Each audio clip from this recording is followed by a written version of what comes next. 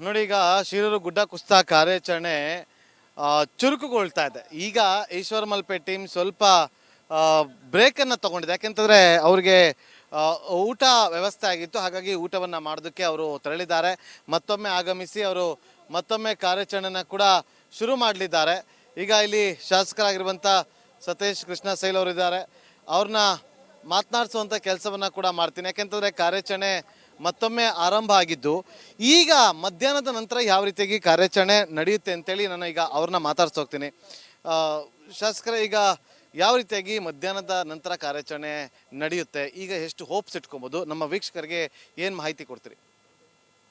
ಈಗ ನಾವು ಏನು ಮಾಡ್ತಾ ಇದ್ದೇವೆ ಅಂತ ಹೇಳಿದರೆ, ಇವತ್ತು ಮತ್ತೆ ನೀರು ಸ್ವಲ್ಪ ಡರ್ಟಿ ಆಗಿದೆ. ಇವತ್ತು ನಮ್ಮ ಡಿಸಾಸ್ಟರ್ ಮ್ಯಾನೇಜ್ಮೆಂಟಿಂದ ಬೆಂಗಳೂರಿಂದಲೂ ಜನ ಬಂದಿದ್ದಾರೆ. ಅದರಲ್ಲಿ ಏನಾಗಿದೆ, ಏನು ಈಗ ಅಲ್ಲಿ ವಯರ್ ಹಾಕ್ಕೊಂಡು ಒಂದು ಎರಡು ತೆಂಗಿನ ಮರ ಸಿಕ್ಕಿದೆ, ಅಲ್ಲಿ ಆಲದ ಮರ ಒಂದು ಎರಡು ಉಂಟು. ಒಂದು ಈ ಸೈಡ್ ಉಂಟು, ಒಂದು ಆ ಸೈಡಿಗೆ ಉಂಟು. ಆ ಆಲದ ಮರವನ್ನು ತೆಗಿಲಿಕ್ಕೆ ನಾವು ಪ್ರಯತ್ನವನ್ನು ಮಾಡ್ತಾಯಿದ್ದೇವೆ. ಮತ್ತು ಈಗಾಗಲೇ ನಾವು ಬೆಳಿಗ್ಗೆ ಒಂದು ಮಷಿನರಿ ಬಗ್ಗೆ ಫೈನಲ್ ಮಾಡಿದ್ದೇವೆ. ಆ ಮಷಿನರಿ ವಿದಿನ್ 4 days ಬರ್ಬೋದು. ಅಲ್ಲಿ ತನಕ ಏನಾದರೂ ಈ ಮರದಿಂದ ಒಂದಾನೊಮ್ಮೆ ತೆಗೆದಾಗ ಏನಾದರೂ ಮಣ್ಣು ಸಡಿಲಗೊಂಡ್ರೆ ಒಳ್ಳೆಯದು. ಇಲ್ದಿದ್ರೆ ಈ ಟೈಪ್ ಒಂದು ಮಷಿನರಿ ಬರ್ತದೆ. ಇದು ಕಾಣ್ತದಾ?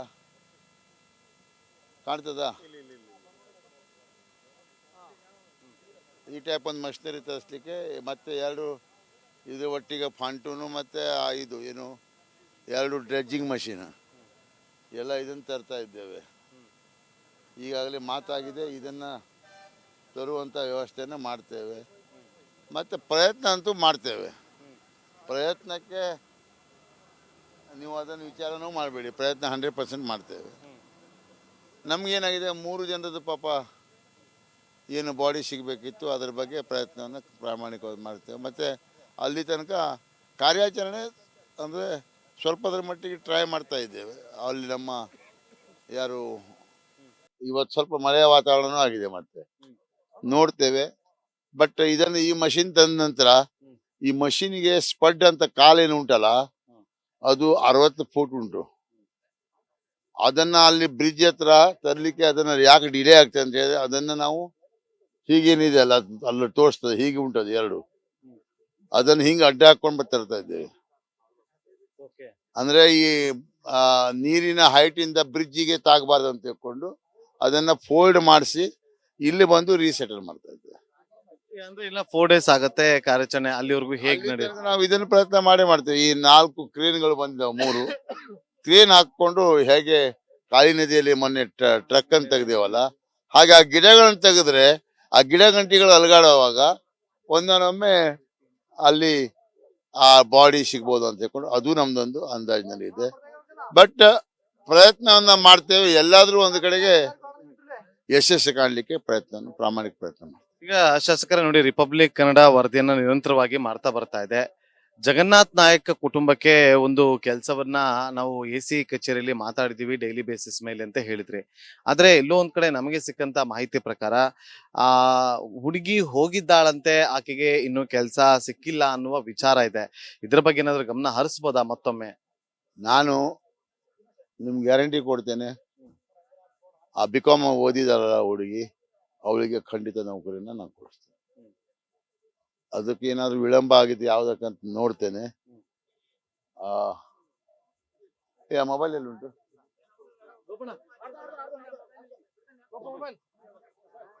ಆ ಹುಡುಗಿ ಹೋಗಿಲ್ಲಂತೆ, ಈಗ ಸದ್ಯಕ್ಕೆ ಕೆಲ್ಸ ಇಲ್ಲ ಅಂತೇಳಿ ಏನೋ ಕಳ್ಸಿದ್ರು ಅಂತ ಹೇಳಿ ಸ್ಥಳೀಯರು. ಗೊಬ್ಬಣ ಫೋನ್ ಅಂತೆ.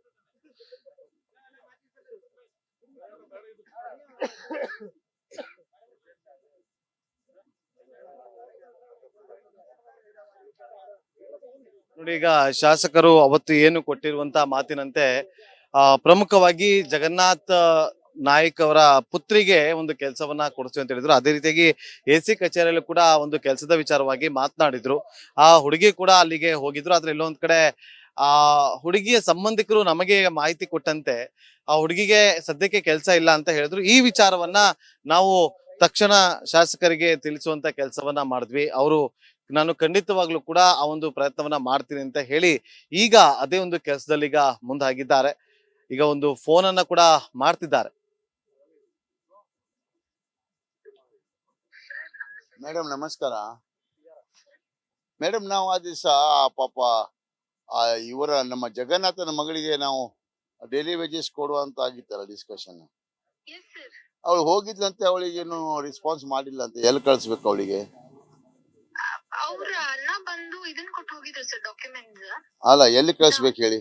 ಅದು ರಾಂಗ್ ಮೆಸೇಜ್ ಹೋಗ್ತಾ ಇದೆ. ಅದಕ್ಕೆ ಅವಳಿಗೆ ನಾವು ಏನು ರೆಸ್ಪಾನ್ಸ್ ಮಾಡಿಲ್ಲ ಅಂತ ಹೇಳ್ಕೊಂಡು ನನ್ನ ಟಿವಿ ಅವ್ರು ಕೇಳ್ತಾ ಇದ್ದಾರೆ.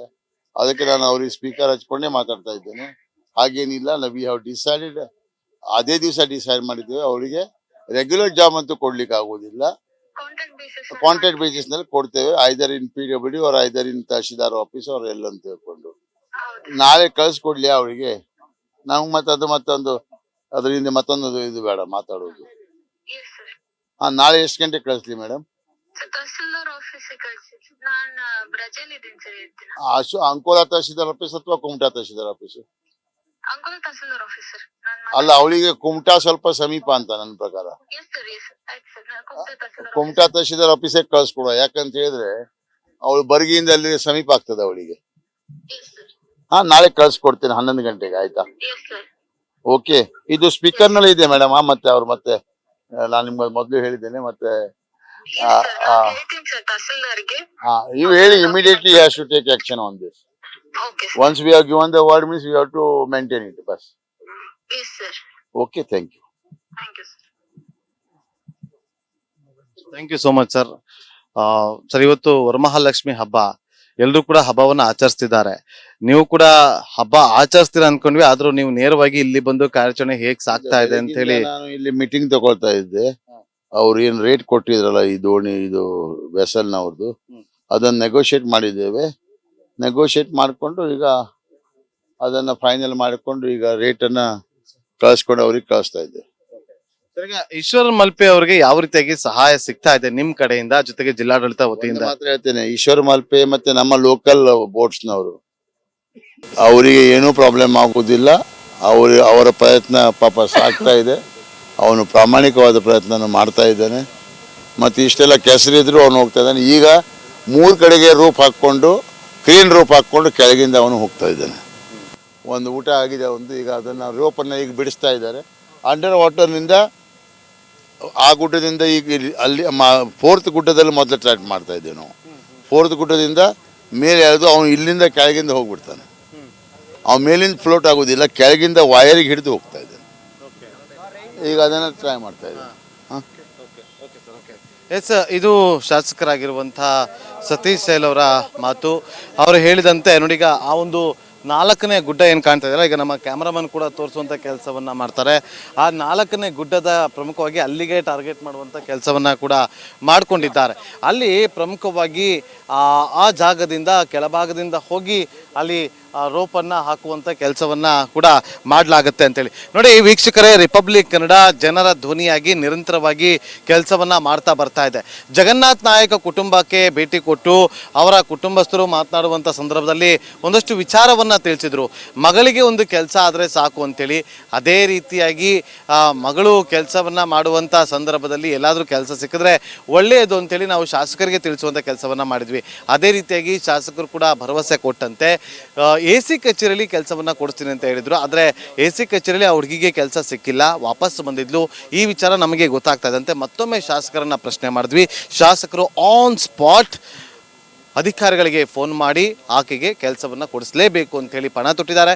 ನಾಳೆ ಆಕೆಗೆ ಕುಮಟಾ ತಹಶೀಲ್ದಾರ್ ಕಚೇರಿಯಲ್ಲಿ ಅಥವಾ ಅಂಕೋಲದ ತಹಶೀಲ್ದಾರ್ ಕಚೇರಿಯಲ್ಲಿ ಆ ಯುವತಿಗೆ ಅಂದರೆ ಜಗನ್ನಾಥ್ ನಾಯಕ್ ಅವರ ಪುತ್ರಿಗೆ ಕೆಲಸ ಖಂಡಿತವಾಗ್ಲೂ ಕೂಡ ಅದು ಕಾಂಟ್ರಾಕ್ಟ್ ಬೇಸಿಸ್ ಮೇಲೆ ಕೂಡ ಸಿಗುತ್ತೆ ಅಂತೇಳಿ ಅವರು ವಿಶ್ವಾಸವನ್ನು ವ್ಯಕ್ತಪಡಿಸಿದ್ದಾರೆ. ನಾವು ಕೂಡ ಅದನ್ನು ಫಾಲೋ ಮಾಡ್ತಿರ್ತೀವಿ. ಆ ಮೂಲಕ ಜನರ ಧ್ವನಿಯಾಗಿ ಮತ್ತೊಮ್ಮೆ ರಿಪಬ್ಲಿಕ್ ಕನ್ನಡ ನಿಲ್ತಾ ಇದೆ ಅಂತೇಳಿ ನಾವು ವಿಶ್ವಾಸವನ್ನು ಕೂಡ ವ್ಯಕ್ತಪಡಿಸ್ತೀವಿ. ಕ್ಯಾಮ್ರಾ ಪರ್ಸನ್ ಕಿರಣ್ ಜೊತೆ ನಾಗೇಂದ್ರ ಬಾಬು, ರಿಪಬ್ಲಿಕ್ ಕನ್ನಡ, ಕಾರವಾರ.